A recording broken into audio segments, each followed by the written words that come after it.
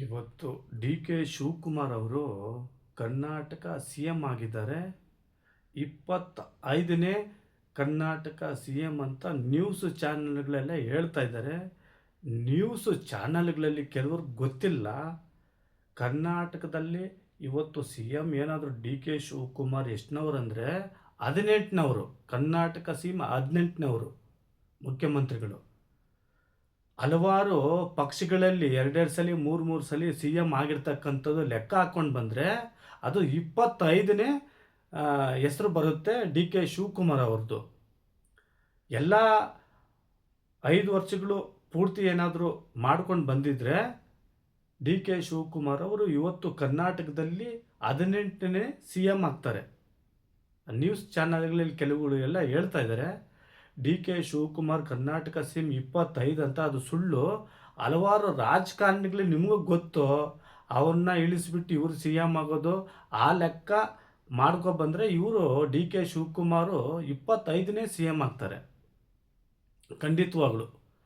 ಇವತ್ತು D K Shivakumar ಅವರು ಈ ಮಟ್ಟಕ್ಕೆ ಬೆಳೆದಿರಬೇಕಾದ್ರೆ ಕಾರಣ ಯಾರಂದರೆ ಖಂಡಿತವಾಗ್ಲೂ ಇವತ್ತು ಅವ್ರು ನೆನೆಸ್ಕೋಬೇಕಾಗಿರೋದು ಯಾರಂದ್ರೆ ಅಜ್ಜಪ್ಪನವ್ರನ್ನಲ್ಲ, ಕೊತ್ವಾಲ್ ರಾಮಚಂದ್ರನ ನೆನೆಸ್ಕೋಬೇಕು.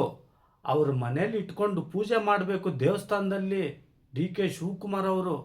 ಇವತ್ತೇನಾದರೂ D K Shivakumar C M ಪಟ್ಟಕ್ಕೆ ಬರಬೇಕಾದ್ರೆ ಕಾರಣ 83ರಿಂದ ರಾಜಕೀಯಕ್ಕೆ ಏನಾದರೂ ಬರಬೇಕಂದ್ರೆ ಕಾರಣ ಯಾರಂದರೆ ಅದು ಕೊತ್ವಾಲ್ ರಾಮಚಂದ್ರ, ಬೆಂಗಳೂರು ಡಾನು, ಹಳೆ ಡಾನು.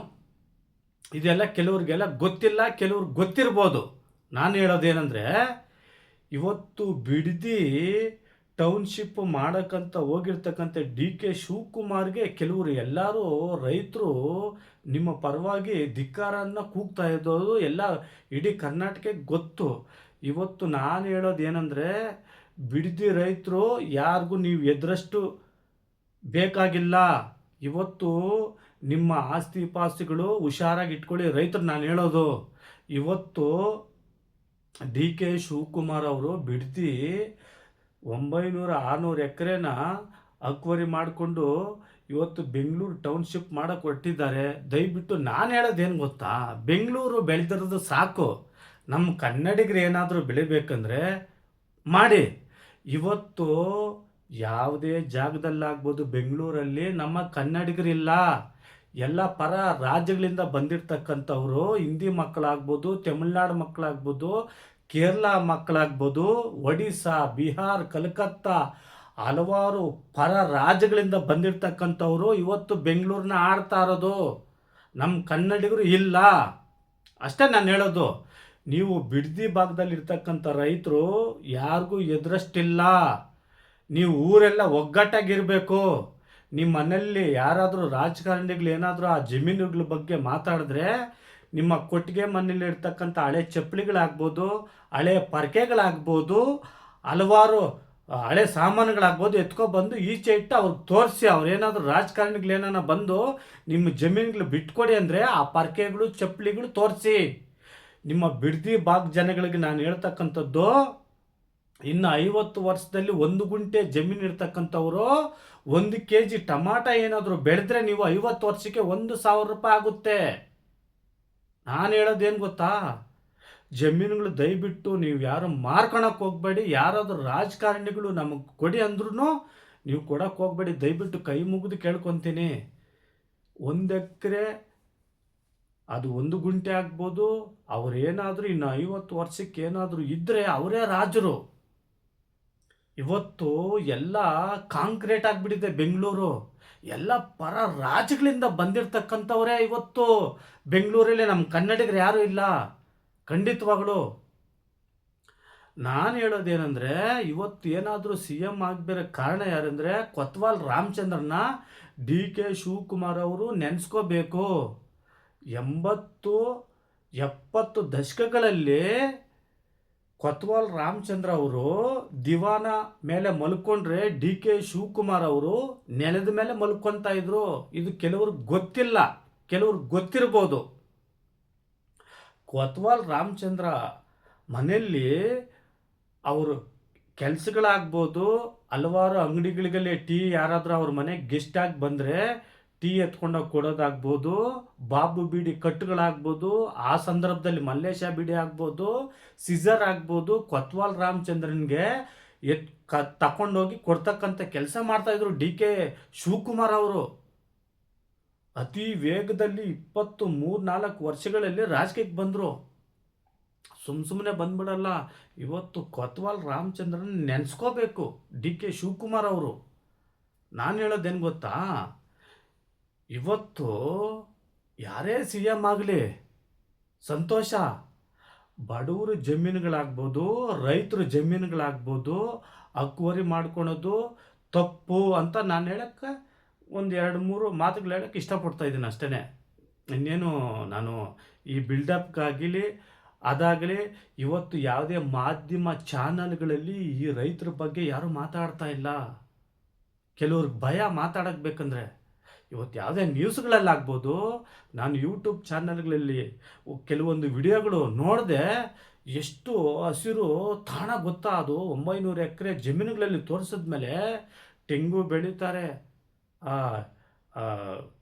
ಇದಾಗ್ಬೋದು, ತೆಂಗು ಮರಗಳಾಗ್ಬೋದು, ಅಡಿಕೆ ತೋಟಗಳಾಗ್ಬೋದು, ಬಾಳೆ ಗಿಡಗಳಾಗ್ಬೋದು. ಹಲವಾರು ರೈತರು ಅಲ್ಲಿ ಎಷ್ಟೋ ಚೆನ್ನಾಗಿ ವಾಸವಾಗಿ ಇದ್ದಾರೆ. ಅವ್ರ ನೆಮ್ಮದಿನ ಕೆಡ್ಸಕ್ಕೆ ಹೋಗಬೇಡಿ. ಡಿ ಕೆ ಶಿವಕುಮಾರ್ ನಾನು ಹೇಳ್ತಕ್ಕಂಥದ್ದು ಈ ಮಾತು. ಯಾರನ್ನೋ ಮಾತು ಕೇಳಿಕೊಂಡು ನೀವು ನಿರ್ಧಾರ ತಗೋಬೇಡಿ. ನೀವು ಸಿ ಎಂ ಪಟ್ಟ ಆ ಅಧಿಕಾರ ಸ್ವೀಕರಿಸೋ ಸಂದರ್ಭದಲ್ಲಿ ನಾನು ಎಲ್ಲ ಅಬ್ಸರ್ವ್ ಮಾಡಿದೆ. ನಿಮ್ಮ ಮುಂದೆ ಇರ್ತಕ್ಕಂಥವ್ರು ಅಬ್ಬಬ್ಬ ಎಂಥ ಜನಗಳಂದರೆ ದಯವಿಟ್ಟು ನೀವು ಹುಷಾರಾಗಿರಿ.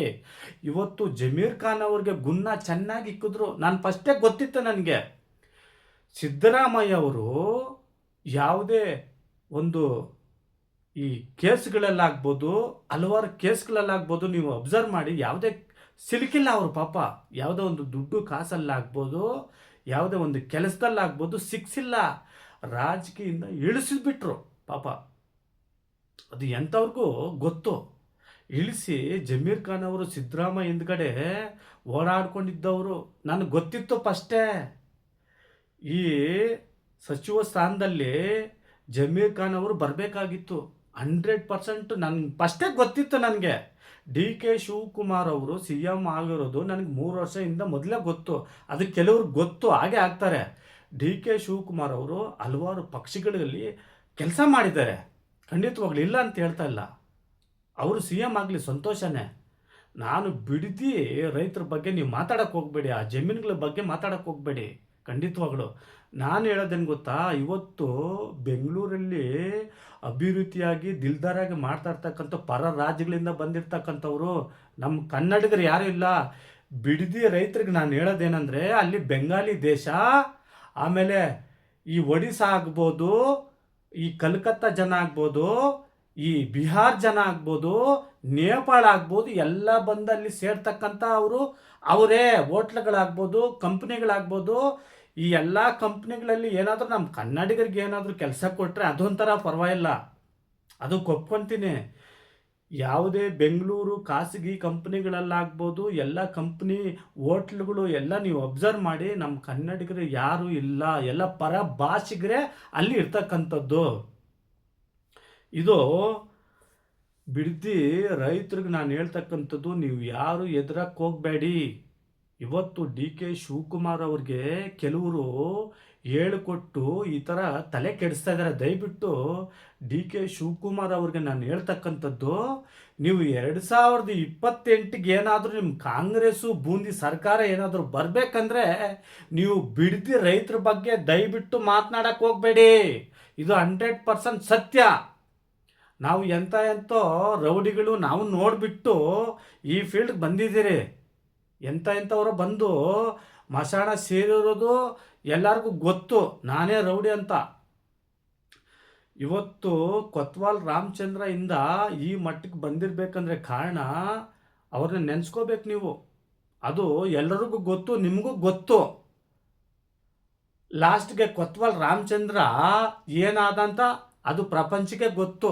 ತುಮಕೂರು ಫಾರ್ಮ್ ಹೌಸಲ್ಲಿ ಬರ್ಬರವಾಗಿ ಹತ್ಯೆ ಆದ. ಇದು 100% ಸತ್ಯ. ಇದು ಎಲ್ಲರಿಗೂ ಗೊತ್ತು. ನಾನೇ ರೌಡಿ ಅಂದವನು ಇವತ್ತು ಯಾರೂ ಇರಲ್ಲ. 2,000 ರೂಪಾಯಿ ನೀವು ಘೋಷಣೆ ಮಾಡಿದ್ರಿ ಈ ಬೆಂಗಳೂರು ರೋಡ್ಗಳು ಗುಂಡಿಗಳು ಮುಚ್ಚೋಕ್ಕೆ. ಸುಮಾರು ಅದರಿಂದ ಎಷ್ಟೋ ಜನಗಳು ಸತ್ತೋದ್ರು ಪಾಪ, ಸ್ಕಿಡ್ ಆಗಿ ಬ್ರೇಕ್ ಆಗಿ ರೋಡ್ಗಳು ಸರಿಯಿಲ್ಲ ಅಂತ. ನಿಮ್ಮದೇ ಕಾಂಗ್ರೆಸ್ ಸರ್ಕಾರ ಇಂದ 3 ವರ್ಷದಿಂದ ಅವಾಗ ಯಾಕೆ ನೀವು ಮಾತಾಡಿಲ್ಲ? ಆ 2,000 ರೂಪಾಯಿ, ಆ 2,000 ಕೋಟಿಗಳು ಇವತ್ತು ಯಾರ ಜೋಬಲ್ಲಿ ಹೋಗುತ್ತೋ ಗೊತ್ತಿಲ್ಲ. ಆಮೇಲೆ ಈ ಸ್ಕೂಲ್ ಬಸ್ಗಳು ಪಾಸ್ಗಳಿಗೆ ನೀವೇ ಕೊಟ್ಟಿದ್ದಾರೆ, ಸಂತೋಷ. ನಾನು ಈ ಸ್ಕೂಲ್ ಕಾಲೇಜ್ ಮಕ್ಕಳಿಗೆ ಹೇಳೋದೇನೆಂದರೆ, ನೀವು ಕರೆಕ್ಟಾಗಿ ಆ ಸ್ಕೂಲ್ಗಳು ಕಾಲೇಜುಗಳು ಬಳಸ್ಕೊಳ್ಳಿ. ಆ ಪಾಸ್ಗಳನ್ನ ನಂದಿ ಬೆಟ್ಟ ಆಗ್ಬೋದು, ಕಬ್ಬನ್ ಪಾರ್ಕ್ ಆಗ್ಬೋದು, ಲಾಲ್ಬಾಗ್ ಆಗ್ಬೋದು.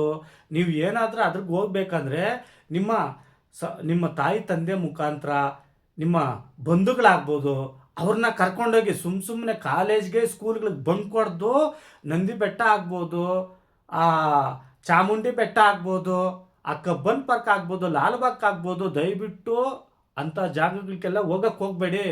ಸ್ಕೂಲ್ ಬಸ್ಸು ಪಾಸ್ ಕೊಟ್ಟಿದ್ದು ನಮಗೂ ಸಂತೋಷನೇ, ಬಡವ್ರಿಗೆ ಒಳ್ಳೇದಾಗಲಿ. ಇವತ್ತು ಪೇರೆಂಟ್ಸ್ಗೆ ನಾನು ಹೇಳ್ತಕ್ಕಂಥದ್ದು, ನಿಮ್ಮ ಮಕ್ಕಳು ಎಲ್ಲಿ ಹೋಗ್ತಾರೆ ಎಲ್ಲಿ ಬರ್ತಾರೆ ಅಂತ ತಿಳಿದುಕೊಳ್ಳಿ. ಇವತ್ತು DK ಶಿವಕುಮಾರ್ ಅವರು ಯಂಗ್ ಸ್ಟಾರ್ನ 28ಗೆ ಮನಸ್ಸು ಹೋಲ್ಸೋಕ್ಕೆ ಇದೆಲ್ಲ ಡ್ರಾಮಾಗಳು ಅಷ್ಟೇನೆ. ಅವ್ರದ್ದೇ ಸರ್ಕಾರ ಇದ್ದಾಗ ಇದೆಲ್ಲ ಮಾಡಬೇಕಾಗಿತ್ತಲ್ಲ. ಅದನ್ನೇ ಹೇಳೋದು ರಾಜಕೀಯ ಅಂತ. ಇದು ಕೆಲವ್ರಿಗೆ ಗೊತ್ತಿಲ್ಲ. 100% ಸತ್ಯ. 2028ಗೆ ಬಿಡದಿ ರೈತರು ಇದನ್ನ ನಾನು ಹೇಳಬೇಕಾಗಿಲ್ಲ. ನೀವು ಯಾರನ್ನ ಕರ್ಕೊಬರ್ತೀರ ಅದು ಆ ದೇವರಿಗೆ ಬಿಟ್ಟಿದ್ದು. ನಾನು DK ಶಿವಕುಮಾರ್ ಅವ್ರಿಗೆ ಹೇಳ್ತಕ್ಕಂಥದ್ದು, ಈ 2 ವರ್ಷ ನಿಮಗೆ ಒಂದು ಅವಕಾಶ ಇದೆ. ಆ 2 ವರ್ಷ ರಾತ್ರಿಗಳಾಗ್ಬೋದು, ಹಗಲಾಗ್ಬೋದು, ಸೆಕೆಂಡ್ಗಳಾಗ್ಬೋದು, ನಿಮಿಷಗಳಾಗ್ಬೋದು, ಗಂಟೆಗಳಾಗ್ಬೋದು. ಇನ್ನು 1 ವರ್ಷ ನಿಮ್ಮ ಅಧಿಕಾರ ಮುಗ್ದೋಗುತ್ತೋ, ಇಲ್ಲ ನಿಮ್ಮ ಪಕ್ಷದಲ್ಲಿ ಇರ್ತಕ್ಕಂಥವ್ರು ಹಲವಾರು ತಂದಿರ್ತಾರೋ ಅದು ಗೊತ್ತಿಲ್ಲ. ನಾವು ಸುಮಾರು ರಾಜಕಾರಣಿಗಳನ್ನ ನೋಡ್ಕೊಂಡು ಬಂದಿರತಕ್ಕಂಥವ್ರು. ಕರ್ನಾಟಕದಲ್ಲಿ ಯಾರೇ CM ಆಗಲಿ ಅವ್ರದ್ದು ಕತೆ ಮುಗೀತಂತ ಇಡೀ ಜಗತ್ತಿಗೆ ಗೊತ್ತು. ನೀವು ಬಲಿಷ್ಠ ರಾಜಕಾರಣಿ ಅಂತ ಇಡೀ ಕರ್ನಾಟಕಕ್ಕೆ ಗೊತ್ತು. CM ಆದವರವರು ಎಲ್ಲೆಲ್ಲಿ ಇದ್ದಾರೋ ನಿಮಗೂ ಗೊತ್ತು. ನಾನು ಹೇಳ್ತಕ್ಕಂಥದ್ದು, ಬಿಡದಿ ರೈತರ ಬಗ್ಗೆ ಮಾತಾಡಕ್ಕೆ ಹೋಗಬೇಡಿ, ಆ ಜಮೀನುಗಳ ಬಗ್ಗೆ ಮಾತಾಡಕ್ಕೆ ಹೋಗಬೇಡಿ. ನೀವೇನಾದರೂ ನಿಮ್ಗೆ 906 ಎಕರೆ 10,000 ಎಕರೆ ಏನಾದರೂ ಬೇಕಾಗಿದ್ದರೆ ದಯವಿಟ್ಟು ಈ ವೈಟ್ ಫೀಲ್ಡ್ ಆಗ್ಬೋದು, ಹಲವಾರು ಕಂಪ್ನಿಗಳು, ಪ್ರೆಸ್ಟೇಜ್ ಅಪಾರ್ಟ್ಮೆಂಟ್ಗಳು, ಅದರಲ್ಲಿರ್ತಕ್ಕಂಥ ಪರ ರಾಜ್ಯಗಳಿಂದ ಬಂದಿರ್ತಕ್ಕಂಥವರು ಅದೆಲ್ಲ ಡೆಮನೆಲ್ಸ್ ಮಾಡಿ ಅಲ್ಲಿ ನಮ್ಮಂಥ ಕನ್ನಡಿಗರಿಗೆ ಕಂಪ್ನಿಯಲ್ಲಿ ಕೆಲಸ ಕೊಡಿ ಅಂತ ಹೇಳಕ್ಕೆ ನಾನು ಇಷ್ಟಪಡ್ತಾ ಇದ್ದೀನಿ. ಎಲ್ಲಿ ಕಾಂಕ್ರೀಟ್ ಆಗಿಬಿಟ್ಟಿದೆ ಬೆಂಗಳೂರು. ಇವತ್ತು DK ಶಿವಕುಮಾರ್ಗೆ ನಾನು ದಯವಿಟ್ಟು ಹೇಳ್ತಾ ಇದ್ದೀನಿ, ನಿಮಗೆ ತಲೆ ಕೆಡಿಸೋವಂಥವರು ಇದ್ದಾರೆ, ಹೇಳ್ಕೊಡೋರು ಇದ್ದಾರೆ. ಇವತ್ತು ಜಮೀರ್ ಖಾನ್ ಅವ್ರನ್ನ ನೀವು ಮುಂದೆ ತಳ್ಳಿರ್ಬೋದು. ಯಾವತ್ತೂ ಯಾರನ್ನೂ ನಂಬಕ್ಕೆ ಹೋಗಬೇಡಿ. ಸಿದ್ದರಾಮಯ್ಯ ಅವರು ಪಾಪ ಯಾವುದೇ ಹಗರಣದಲ್ಲಿ ಸಿಕ್ಕಿಲ್ಲ. ಅವ್ರನ್ನ ರಾಜಕೀಯದಿಂದ ಹೈಕಮಾಂಡ್ಗೆ ಹೇಳಿ ಇಳಿಸಿ ಇವತ್ತು ನೀವು CM ಆದರೆ ಸಂತೋಷ ಆಗಲಿ. ನೀವು ಪವರ್ಫುಲ್ ಲೀಡ್ರ್ ಅಂತ ಎಲ್ಲರಿಗೂ ಗೊತ್ತು. ನಾನೇ ಅಂತ ಕೋಟೆ ಕಟ್ಟಿ ಮೆರೆದವರೆಲ್ಲ ಏನೇನಾದ್ರು ಅಂತ ಎಲ್ಲರಿಗೂ ಗೊತ್ತಿರ್ತಕ್ಕಂಥ ವಿಚಾರನೇ. ನಾನು ಹೇಳೋದೇನು ಗೊತ್ತಾ, ಬಿಡದಿ ರೈತರ ಬಗ್ಗೆ ಮಾತಾಡಕ್ಕೆ ಹೋಗ್ಬೇಡಿ. ಆ ಜಮೀನುಗಳ ಬಗ್ಗೆ ಆಗ್ಬೋದು. ನಾನು ಹೇಳೋದು ಬಿಡದಿ ರೈತರಿಗೆ, ಊರವರೆಲ್ಲ ಒಗ್ಗಟ್ಟಾಗಿರಿ. ಯಾವುದೇ ರಾಜಕಾರಣಿ ಬರಲಿ, ಯಾವುದೇ CM ಬರಲಿ, ಯಾವುದೇ ಪೊಲೀಸ್ ಬರಲಿ, ಎಲ್ಲ ಎದುರಕ್ಕೆ ಹೋಗ್ಬಾರ್ದು ನೀವು. ಇವತ್ತು 1 ಗುಂಟೆ ಜಮೀನು, 1 ಎಕರೆ ಜಮೀನು ಎಷ್ಟೇ ಇರಲಿ ನಿಮ್ಮದು, ಇನ್ನು 50 ವರ್ಷ ಬಿಟ್ಟರೆ ಕೋಟೇಶ್ಪುರ ನೀವು ರಾಜರು. ನೀವು 1 kg ಟಮಾಟ 1,000 ರೂಪಾಯಿ ರೇಟು ನೋಡೋ ವರ್ಷಗಳಿದೆ ಖಂಡಿತವಾಗ್ಲು. ಇನ್ನು 50 ವರ್ಷ ಹೋಗ್ಬಿಟ್ರೆ 1 kg ಟಮಾಟ 1,000 ರೂಪಾಯಿ ಆಗೋ ಬೆಲೆ ಬರುತ್ತೆ. ಯಾವತ್ತೂ ಅಷ್ಟೇ ನಮ್ಮ ಕನ್ನಡಿಗರಿಗೆ ಹೇಳೋದು ನಾನೇನೆಂದರೆ, ಯಾವುದೇ ಆಗಲಿ ಜಮೀನುಗಳೆಲ್ಲ ಮಾರ್ಕೊಳಕ್ಕೆ ಹೋಗಬೇಡಿ. ಕೆಲವರು ನಿಮ್ಮ ಕೈಲಿ ಏನಾದರೂ ಮಾಡೋಕ್ಕಾಗಿಲ್ಲ ಅಂದ್ರೂ ಬೇರೆಯವ್ರಿಗೆ ವಾರಕ್ಕೋ ಇಲ್ಲ ಏನೋ ಕೊಟ್ಟು ನೀವೇ ನಿಂತು ಮಾಡಿಸಿ ದಯವಿಟ್ಟು ಜಮೀನುಗಳು ಮಾರಕ್ಕೆ ಹೋಗಬೇಡಿ. ಇನ್ನು 50-100 ವರ್ಷದಲ್ಲಿ ಯಾರಾದರೂ 1 ಗುಂಟೆ 1 ಎಕರೆ ಇದ್ದರೆ ಅವರೇ ರಾಜರು. ನಾನು ಹೇಳ್ತಾ ಇದ್ದೀನಲ್ಲ, ಬರೆದಿಟ್ಕೋಬೇಡಿ. 1 ಕೆ ಜಿ ಟಮಾಟ 1000 ರೂಪಾಯಿ ಆಗುತ್ತೆ ರೇಟು. ಆ ದಿನಗಳು ಆ ವರ್ಷಗಳು ಬರುತ್ತೆ. ಅವಾಗ ಗೊತ್ತಾಗ್ಬಿಡುತ್ತೆ ನಿಮಗೆ ಜಮೀನುಗಳ ಬೆಲೆ ಏನಂತ. ಇವತ್ತು ಡಿ ಕೆ ಶಿವಕುಮಾರ್ ಅವರು, ಅವ್ರಿಗೆ ತಲೆ ಕೆಡಿಸ್ತಂಥವ್ರು ಬೇರೆಯವರು ಇದ್ದಾರೆ. ಡಿ ಕೆ ಶಿವಕುಮಾರ್ ಅವರು ಯಾವತ್ತೂ ಅಧಿಕಾರದಲ್ಲಿ ಇರಲ್ಲ. ಸಿದ್ದರಾಮಯ್ಯನ ಹೆಂಗೆ ಕಳಿಸಿದ್ರು ನಿಮ್ಮನ್ನು ಕಳಿಸೋರು ನಿಮ್ಮ ಪಕ್ಷದಲ್ಲೇ ಇರ್ತಾರೆ. ಹುಷಾರಾಗಿ ನಾನು ಹೇಳ್ತಾ ಇದ್ದೀನಿ ಅಷ್ಟೇ ನಿಮಗೆ. ಇವತ್ತು ಜಮೀರ್ ಖಾನ್ ಅವರು ಪಾಪ ಈ ಡಿ ಸಿ ಎಂ ಪಟ್ಟಕ್ಕೆ ಬರಬೇಕಾಗಿತ್ತು. ಅವರು ಯಾವುದೋ ಒಂದು ಹಗರಣದಲ್ಲಿ ಆಡಿಯೋದಲ್ಲಿ ಲಾಂಚು ಇವಾಗಲೇ ಮಾಡಬೇಕಾಗಿತ್ತ. ಯಾವುದೋ ದಾವಣಗೆರೆ ಎಲೆಕ್ಷನ್ನಲ್ಲಿ ಅದು ಮಾತಾಡಿದ್ರು ಇಲ್ಲ ದೇವ್ರಿಗೆ ಗೊತ್ತು. ಆ ವಿಡಿಯೋ ಇವಾಗಲೇ ಬರಬೇಕಾ? ನಿಮ್ಮ ಸಚಿವ ಸ್ಥಾನ ತಪ್ಪಿಸ್ಬೇಕಾ ಕೊಡೋದ್ರನ್ನ? ಅದನ್ನೇ ರಾಜಕೀಯ ಅನ್ನೋದು ನಮ್ಗೆ ಚೆನ್ನಾಗಿ ಗೊತ್ತು. ಜಮೀರ್ ಖಾನ್ ಅವ್ರಿಗೆ ನಾನು ಹೇಳ್ತಕ್ಕಂಥದ್ದು, ನೀವು ಹುಷಾರಾಗಿರಿ. ಖಂಡಿತವಾಗಲು ಯಾರನ್ನೂ ನಂಬಕ್ಕೆ ಹೋಗಬೇಡಿ. ನಿಮ್ಮ ಪವರು ತೋರಿಸಿ. ನಾನು ಹೇಳೋದು ಅಷ್ಟೇ. ಎಲ್ಲ ಪ್ರತಿಯೊಬ್ಬರು ಚೆನ್ನಾಗಿರಬೇಕು. ನಾನೇ ಅಂದವನ್ನೆಲ್ಲ ಕೋಟೆ ಕಟ್ಟಿ ಮೆರೆದವರೆಲ್ಲ ಏನಾದರೂ ದೇವ್ರಿಗೆ ಗೊತ್ತು. ನಾನು ಹೇಳೋದು ಅಷ್ಟೇ. ದಯವಿಟ್ಟು ನಾನು ರೈತರಿಗೆ ಹೇಳ್ತಕ್ಕಂಥದ್ದು, ಬಿಡದೆ ರೈತರುಗಳಿಗೆ ನೀವು ಯಾರು ಇದರಷ್ಟಿಲ್ಲ. ಊರವರೆಲ್ಲ ಒಗ್ಗಟ್ಟಾಗಿದ್ದು, ಯಾರೇ ರಾಜಕಾರಣಿ ಬರಲಿ, ಯಾರೇ ಸಿ ಎಂ ಬರಲಿ, ನಿಮ್ಮ ಮನೇಲಿರ್ತಕ್ಕಂಥ ಹಳೆ ಚಪ್ಪಲಿಗಳಾಗ್ಬೋದು, ನಿಮ್ಮ ಆ ಕುರಿಗಳು ದನಗಳು ಕಟ್ಟಾಕೋ ದೊಡ್ಡಿನಲ್ಲಿ ಆ ಬಾತ್ರೂಮ್ಗಳು ಹಾಕ್ಕೊಂಡು ಚಪ್ಪಲಿಗಳೇ ಸಪ್ರೇಟಾಗಿ ಬಿಟ್ಟಿರ್ತಾರೆ, ಅವಲ್ಲೆಲ್ಲ ಎತ್ಕೊಬಂದು ಆಚೆ ತೋರಿಸಿ. ಅಷ್ಟೇ ನಾನು ಹೇಳೋದು. ಆಮೇಲೆ ನಿಮ್ಗೆ ಯಾರಾದರೂ ಎದುರಿಸಿದ್ರೆ, ನಿಮಗೊಂದು ಸಂವಿಧಾನ ಬರೆದಿದ್ದಾರೆ ಡಾಕ್ಟರ್ ಬಿ ಆರ್ ಅಂಬೇಡ್ಕರ್ ಅವರು. ಸುಪ್ರೀಂ ಕೋರ್ಟ್ಗೆ ಹೋಗೋ ಅವಕಾಶಗಳಿದೆ. ಯಾರಿಗೂ ನೀವು ಎದುರಕ್ಕೆ ಹೋಗಬೇಡಿ. ಇವತ್ತು ನಾನೇನು ನಿಮ್ಮ ಪರವಾಗಿ ಅಂತ ಇಲ್ಲ. ನಾನೇನೋ 1-2-3 ಮಾತುಗಳು ಹೇಳ್ಬೇಕು ಅನಿಸ್ತು, ಹೇಳ್ತಾ ಇದ್ದೀನಿ ಅಷ್ಟೇ. ನಿಮ್ಮ ಪರವಾಗಿ ಯಾರು ಬರಲ್ಲ. ನಿಮಗೆ ನೀವೇ ಹೀರೋಗಳು. ನಿಮ್ಮ ಮನೆಯಲ್ಲಿ ನೀವೇ ಹೀರೋ. ನೀವೇ ನಿಂತ್ಕೋಬೇಕು. ನಿಮ್ಮ ಪರವಾಗಿ ಯಾರು ಬರಲ್ಲ. ಅಷ್ಟೇ ನಾನು ಹೇಳೋದು. ಸಿಗೋಣ ನೆಕ್ಸ್ಟ್ ವಿಡಿಯೋದಲ್ಲ. ಒಂದೇ ಮಾತರಂ. ಜೈ ಕರ್ನಾಟಕ. I love you. ಬಿಡ್ತಿ ರೈತರೇ, ಹುಷಾರಾಗಿರಿ. ನಿಮ್ಮ ಜಮೀನುಗಳಿಗೆ ನೀವೇ ಬದ್ಧರು. ತಲೆಯೆಲ್ಲ ಕೆಡ್ಸ್ಕೊಳಕ್ಕೆ ಹೋಗ್ಬೇಡಿ. ಇಂಥ ಸಿ ಎಂಗಳು ಎಷ್ಟೋ ಬರ್ತಾರೆ ಹೋಗ್ತಾರೆ. ನೀವು ಮಾತ್ರ ಹುಷಾರಾಗಿರಿ. ಅಷ್ಟೇ ನಾನು ಹೇಳೋದು.